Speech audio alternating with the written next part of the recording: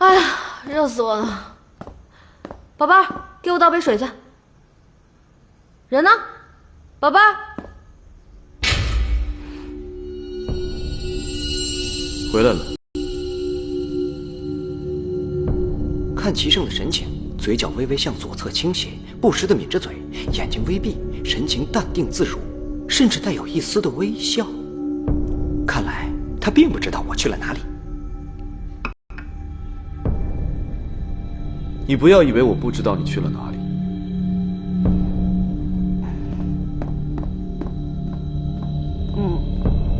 你脸上的伤尚未痊愈，还是多注意休息为好。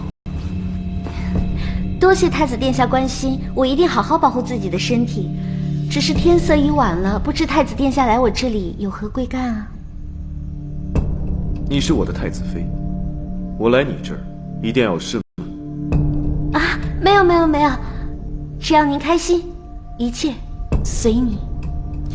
既然如此，你给我放松一下吧。陪父皇看了一天的奏折，身子乏透了。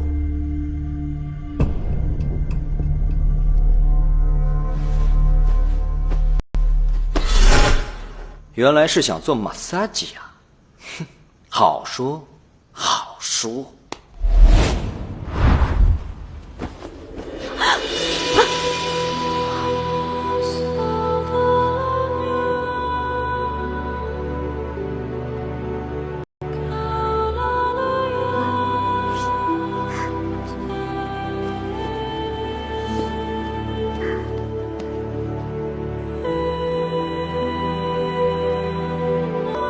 你想干什么？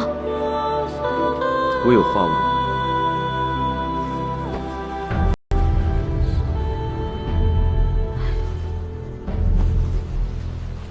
不知鹏鹏现在喜欢什么样的男子？啊？什么？你是喜欢温润如玉、成熟稳重，还是喜欢浪漫洒脱、年少英俊的？齐胜啊，齐胜！老子什么男人也不喜欢，老子只想安安静静的做个美男子。其实喜欢什么样的人并不重要，爱是可以跨越性别的，重要的是那个人是谁。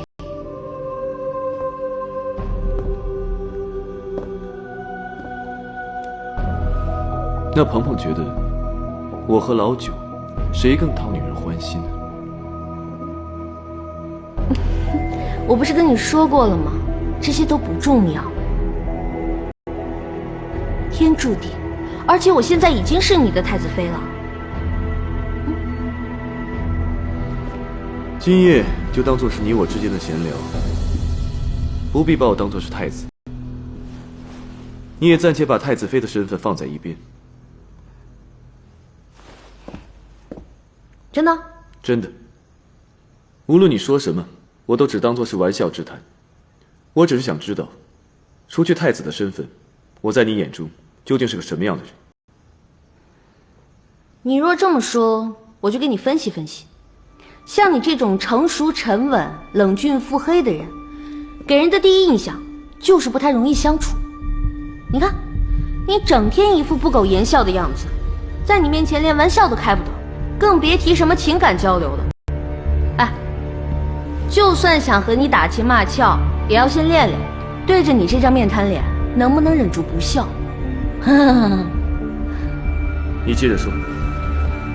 哎呀，不过我觉得像那种英俊潇洒、风流倜傥的男人，通常就很有亲和力，和他们在一起久了，你也不会觉得有压力，自然而然也就多说几句话，多开几个玩笑，久而久之呢，关系就近了。所以，当然是这样的男人才值得女人喜欢喽。你终究还是选错了。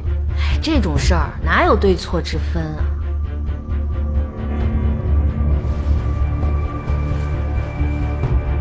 啊！好了，时候不早了，早些休息吧。